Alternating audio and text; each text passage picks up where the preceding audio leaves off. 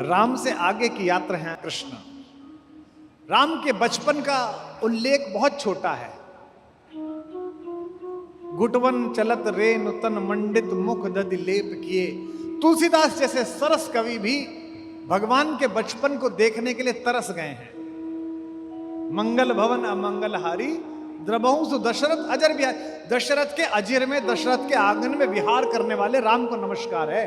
लेकिन आंगन में क्या विहार, क्या क्या किया, इसका ज्यादा वर्णन नहीं है, क्योंकि राम कम आयु में अयोध्या की गुप्तचर सेना के अध्यक्ष बन गए और 15 वर्ष की आयु में तो विश्वामित्र उनको ले ही गए।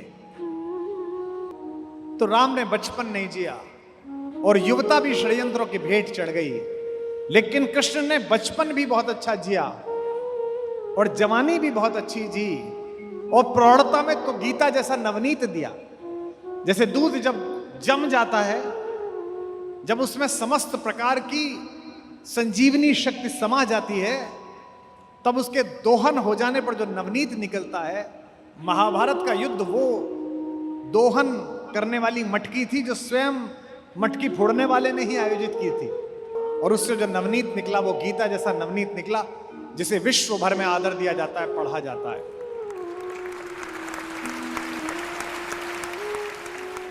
राम के जीवन में अर्थ है और कृष्ण के जीवन में रस है।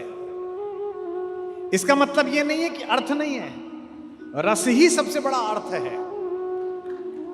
नृत्य करते समय कई बार नर्तक जब स्थिति को भूल जाए कि वो कहां नाच रहा है, कलाकार जब पेंटिंग बनाता हुआ ये भूल जाए कि कितनी देर से उसने पानी नहीं पिया है, गायक सुर लगाता हुआ जब ये भूल जाए कि वो चौराहे पर है कि एकांत में है, तो उस अनहद सीमा को रस कहा जाता है।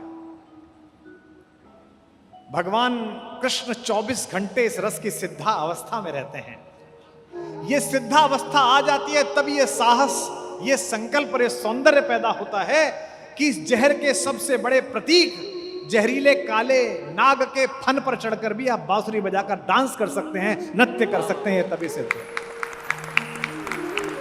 अन्यथा तो एक सांप दिख जाए तो सारी इंद्रियां और चेतनाएं सजग हो जाती हैं। गाड़ी चलाते समय अचानक सामने से ट्रक मोड़ काट दे तो नाभि के पास सारी चेतना आके केंद्रित हो जाती है।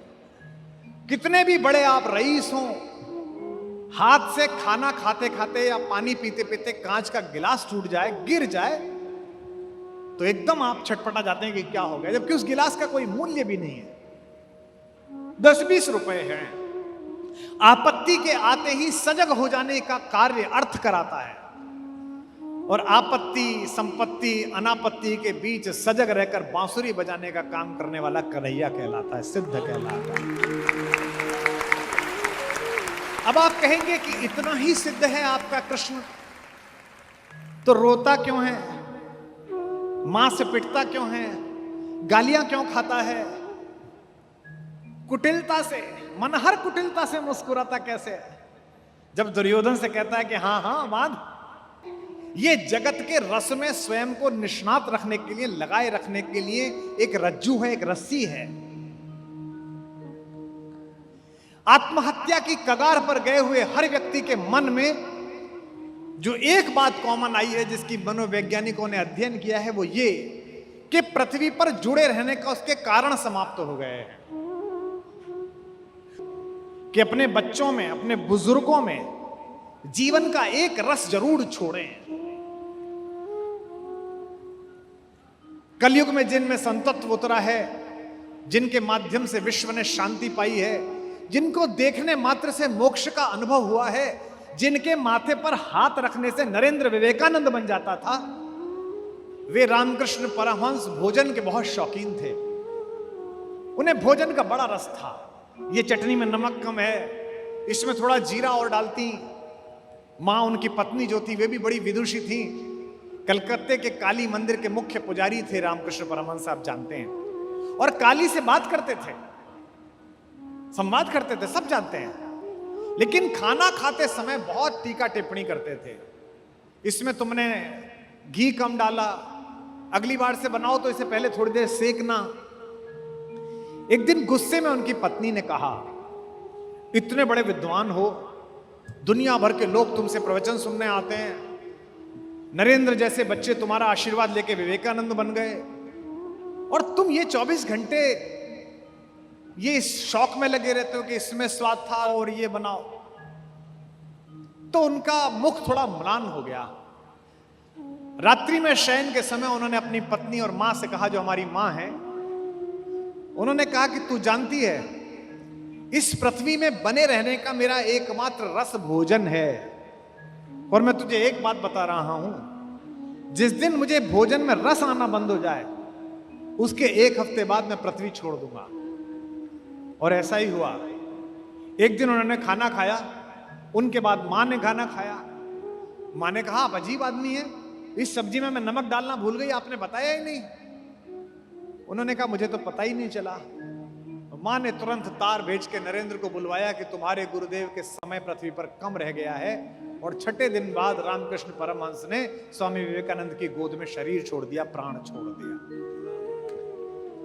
जीवन का रस बनाए रखने के लिए एक रज्जू डालनी जरूरी है। राम से ही यात्रा कल से चल रही है। राम के दुख ने विश्व को बांधा है। राम के कष्ट ने दुनिया को एक साथ बांध दिया है। वनवास के लिए निकला है वो सुदर्शन युवक, तो पूरा विश्व रोया है। तापस वेश विशेष उदासी, 14 बरस राम वनवासी। हमारे उत्तर प्रदेश में गांव में गीत गाया जाता है, कौन नरेशवा के देशवा उजरी गए ली। ये कौन सा राजा है जिसने अपना घर बर्बाद करके इतने प्यारे बच्चों को जंगल भेज दिया है। महिलाएं बात कर रही हैं। अब पंक्ति आती है कृष्ण पर और राम पर, राम के दुख ने विश्व को बांधा है और कन्हैया के आनंद ने विश्व को बांधा है। यह अंतर है, क्योंकि अंतिम यात्रा तो आनंद की ही है। कल भी मैंने बताया था, भगवान का नाम क्या है? भगवान का नाम है सच्चिदानंद। आनंद तो अपराधियों को भी आता है, आनंद तो महिलाओं को, घरेलू हिंसा का शिकार करने वाले पुरुषों को भी आता है, आनंद तो गली के कुत्ते को उसके दिवाली के दिन उसकी पूंछ में पटाखे बांधकर उसे कष्ट पहुंचाने वाले लंपट और नालायक बच्चों को भी आता है। आनंद तो अपने माँ बाप के सामने अनर्गल बहस करके उनका अपमान करने वाली नालायक संतान को भी आता है। आनंद तो विश्व में इतनी बड़ी जनसंख्या का कत्लेआम करने वाले हिटलर को भी आता था। लेकिन वो दुखांतिक आनंद था। एक आनंद होता है कि आपके पहुंचने से लोग प्रसन्न हो जाएं। मैं आज इस छोटे ठाकुर से ये कहता हूं कि अपने बड़े भाई बड़े ठाकुर से बात करके मुझे सिर्फ इतना साहस प्रदान करे, मुझे इतनी आयु प्रदान करे, मुझे इतनी चेतना प्रदान करे कि वाम पथ पर जाती हुई एक पूरी पीढ़ी को मैं राम पथ तक ला सकूं। इतना काम हो जाए तो अच्छा हो।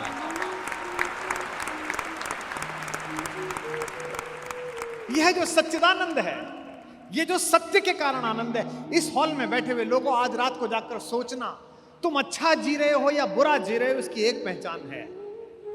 क्या तुम्हारे होने से आसपास सुंदरता पैदा होती है या भय पैदा होता है? अगर तुम्हारे होने से तुम्हारे घर में, तुम्हारे परिवार में, तुम्हारे व्यापार में, तुम्हारे शहर में भय पैदा होता है, दुख पैदा होता है, तो तुम निरर्थक जी रहे हो। और अगर तुम्हारे पहुंचने मात्र से गली के लोग, मोहल्ले के लोग, श्याम समिति के लोग प्रसन्न हो जाते हैं, तो सोचो कि तुम आनंद के साथ जी रहे हो, सच्चिदानंद के साथ जी रहे हो। और कोई ईश्वर की संभावना नहीं है, संकल्पना नहीं है, केवल यही संकल्पना है।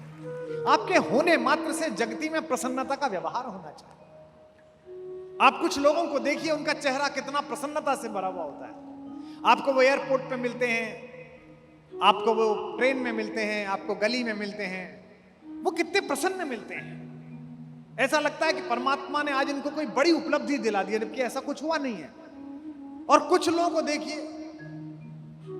उनका चेहरा ही ऐसा है कि वो पुण्यतिथि के दिन पैदा हुए हैं, वो कष्ट में ही रहते हैं। तो यह जो आनंद में रहने की सतत प्रक्रिया है, यह आपके अंदर का कृष्ण तत्व है।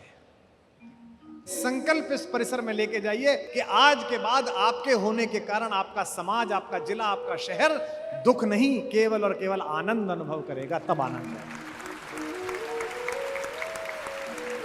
क्योंकि आपका जो दुख है, आप मुझसे कहेंगे जी मुझे तो खुद ही बहुत दुख है, मेरे तो व्यापार में घाटा हो गया, मेरा तो प्रमोशन नहीं हुआ, मेरे तो पैर में चोट लग गई, आप बहुत सारी बातें करेंगे। लेकिन नहीं, जितना दुख तुम्हें है, सामने वाले का उसका 1/10 दुख कम करके देखो, तुम्हारा 2 गुना सुख उत्पन्न होगा।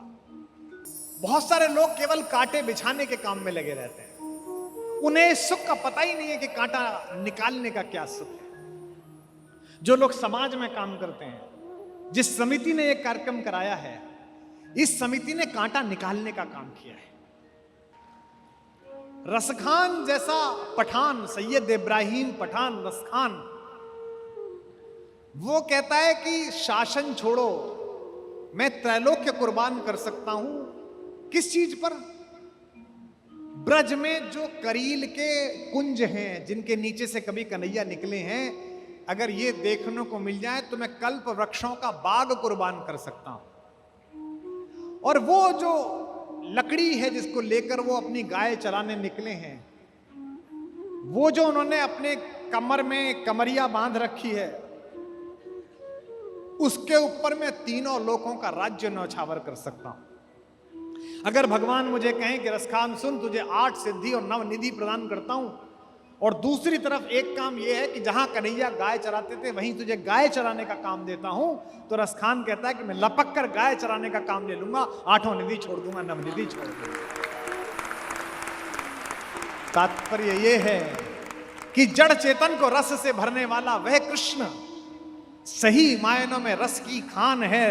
रसखान का वही प्रिय हो सकता है कवि का, जो पूरी दुनिया से असंपृक्त, जिस पर काम भी असर नहीं करता, उस शंकर को भी रास में जो आमंत्रित करके नचा दे, उसका नाम कन्हैया है, उसका नाम है।